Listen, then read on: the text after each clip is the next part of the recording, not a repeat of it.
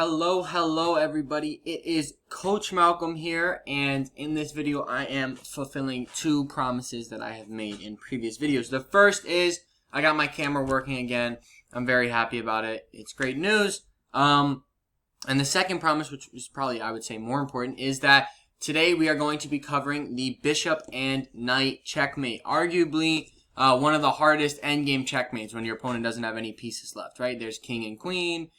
There's king and rook, there's king and two bishops, which I covered in my last video, king and two rooks, whatever. There's a bunch of different combinations, but bishop and knight is arguably the hardest to win because you have to do a super weird combo, and that's just, there's no simple way to do this unless you sort of end up in a position where you're up these two pieces in the very corner of the board on the right square and checkmate comes easy. Obviously, we're not going to make it easy for ourselves, but let us get started. I recommend if you are just joining this video, you have not seen my video on the two bishop checkmate, that with the dark square bishop and a light square bishop, that video may be helpful because we are going to use a very similar idea from that video in this video here. And that idea is that we are going to push this king onto either one of the back ranks or the A file or the H file, and then force him into a particular corner. In this case, in the case of the two bishop video, it did not matter which corner we forced this king into. In this video, we need to force this king to either A1 or H8 because we have a dark squared bishop, and there's no way to checkmate this king on A or H1 with our dark square bishop. And similarly, if this bishop was on F1, then we'd have to checkmate on H1 or A8. So and another thing that's important about my last video is that it was all about taking, let's say the king was on D8 and we wanted to force him to A8. It was all about taking away the squares the king had to run over to H8 and the squares the king had to come up. So we would take away D8, we'd take away C8, take away B8 until finally that king got mated on A8. So obviously this is kind of confusing if you haven't seen that last video. I recommend before you start this video, you check out my two bishops checkmate video, or you can just, take on this super challenge, and we are going to get into this checkmate. So in the last video, very similarly, we are playing Stockfish level 8, the hardest level Stockfish, 2600. Obviously, if we win, we're not actually beating, someone at the Grandmaster level. They can't even win. The best they can do is draw. But the bishop and knight checkmate is so hard because these pieces are very hard it's hard for them to work together just by themselves. So obviously, we're going to need our king, like any other endgame checkmate, king and rook, king and queen. But we are going to need to work very hard, even use a particular pattern called the W pattern. We're going to do something like this with our knight, a very funky W pattern. And the trick is you have to do it in less than 50 moves, right? So oftentimes people will get into an endgame like this, not know how to approach it, not know how to get the checkmate, scramble around for 50 moves, and get a draw because of our 50-move draw rules. So what is our plan? Obviously, we are going to try and push this king to H8. What's the first thing? Because A1 is so far away, so I'm going to choose H8 as my corner to checkmate in. The first thing we need to do is get our king on the 6th rank and trap this king on the 8th rank. So I'm just going to bring my king in first off, just slowly advancing into the position. This king doesn't have a lot of space to run. We'll just bring our knight in as well. Sorry if there's a bit of motorcycle background noise, but we are in New York City. Alright, so maybe this king is going to run to A1. Okay, apparently not. I'm just going to play knight b4. We're going to cut off C6. And this is Stockfish level 8, so I assume they're going to try and run over to A8. And again, we're just taking more squares from this king. There's not a lot of theoretical-based knowledge that we're working with right now, just because we're trying to push this king back to the 8th rank. Maybe the king will head over to F7. Okay. So yeah, again, we're just trying to take space. I assume king E7. Right. All right. So, yet again, I'm just sort of repeating myself. It takes a little bit sometimes to sort of push this king back. Probably king D7 here. Fine. We're just taking away more and more squares. We'll take away C6. This king is moving over. Why don't we give a check? All right. I may have just been talking and not, focusing as much on the position maybe as we should have been. But I think we'll still make it under the 50 move mark. In this position we'll be fine. Why don't we just play king d6, just bringing our king in just a little bit more. Alright, so now we've gotten the king on to the 8th rank, right? So now is the time that we sort of need to, not really a formation, but we need to set up, we do need to set up a formation. We need to organize our pieces. So we're trying to push this king to h8. It's going to take a little bit of work. So what we want to do is have our king placed on c6. And the first square we want to take away is this a8 square, right? We're trying to push this king to this direction. We need to take these squares pretty much one by one. So where are we going to put our knight? We are going to reroute this knight to the c7 square. So it takes a little bit of work. They're 2 diagonal squares apart, so it takes 4 moves. It's going to take time, but we are going to, make our way over there whichever way that we want. This order doesn't matter here, but the order will soon kick in. All right, knight c7. We've taken a8. Keep in mind this bishop is doing a good job taking a7. It's not here for no reason. And now we have to take b8. So what better way to do that than just to move our bishop there, right? We're taking away b8, and this king's only square is going to be king d8. Now is where here it gets a little bit tricky and a little confusing, because our move here is going to be knight d5. And knight d5 primarily is going to stop this king going from e7. Our king already stops this king coming out from d7. And the rule that we sort of have in this position, the way the formation, the structure, the move order that we need to have is this knight is almost always going to move out in the direction of the checkmating square before the king. So knight e4, this knight is ahead of the king. It's on the d file, which is obviously closer to the h file than the c file is. And now this king is going to move over to e8. But our rule also is, and we'll go back later and check out king c8. But our rule in this position is after the knight moves, the king is going to help out. We need our king to follow along. We need that assistance. So now king f7. And obviously, maybe some of you guys are watching this video and you're like, wow, Coach Malcolm, you're on move 22. You just messed up. You let the king off the 8th rank. It's over. Quit the video. And, I would like to think you guys have, a little more trust in me, because this is really the only way to get to checkmate. You have to let the king off first. And here we are going to play knight e7. And we are covering key squares in this position here. So the king went to g7. We'll test out king f6. But the point is, once our bishop comes to e3, taking away this h6, we don't want to let the king get too far. Now the king has moved to f6. We'll give ourselves a bit of a waiting move.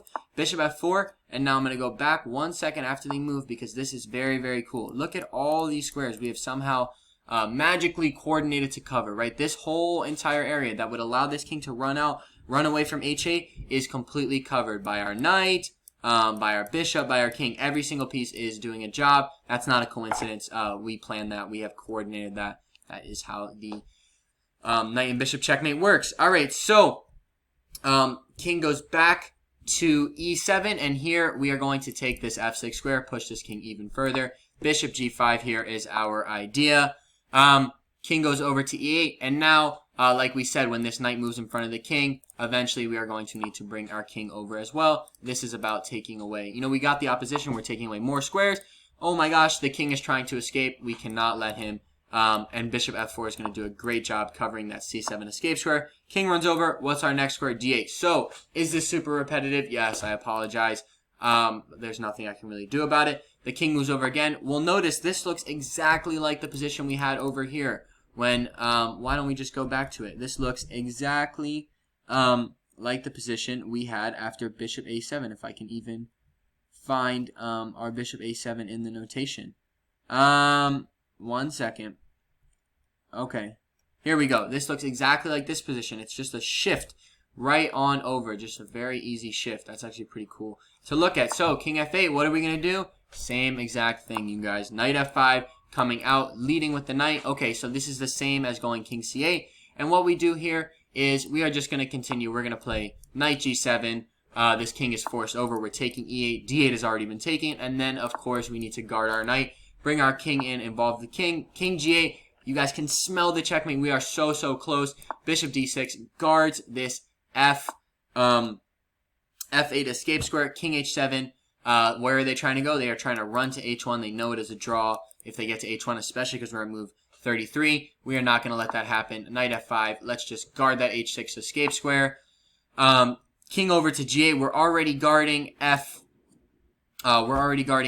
and now the matter is how are we going to get our checkmate? So we're going to play king g6 first. Let's just maintain this opposition, make sure this king has no moves. This king is now stuck on h8 and g8. The checkmate is so close, but we cannot blunder and play a move like knight h6. That is a stalemate. So what are we going to do? We're just going to relax, take a drink of water, do a waiting move anywhere this bishop can go, except, f8. You don't really want to go to f8 because then it's going to be attacked there. And now we have checkmate in 2. Pause your video, see if you can find it. We have finally made it to the bishop and knight checkmate.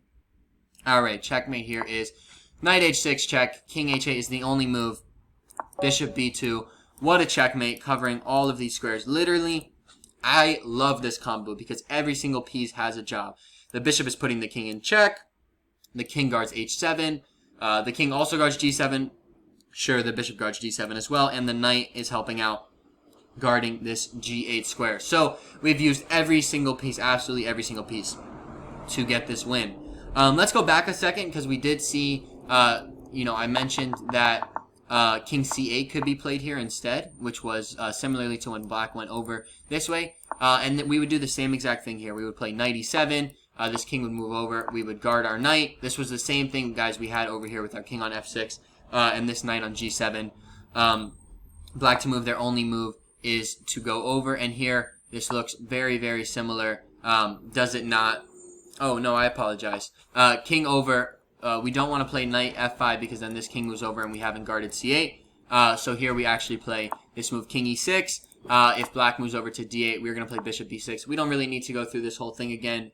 We've just exactly covered this. We would do the same exact combo. But in summation, first of all, we got our checkmate 38 moves. But that just goes to show you don't have a lot of moves to get this right. I don't think I played this beginning the best I could. We did a little bit of shuffling around. I was focused on talking to the video. Luckily enough, we made it before that 50 move mark. But just to review, just a quick summation, we want to get our knight on c7. And obviously, this changes based on whether we have a light squared bishop or a dark squared bishop or not. If this is a light squared bishop, let's say this bishop's on d5, we're going to have our knight on f7, our king on f6, and we are guarding that h8 square with our knight, and our bishop will come to h7 to guard g8. You can just sort of picture that. Same thing if it was over here. We are checkmating on h1 or a1. But we take away this a8 square.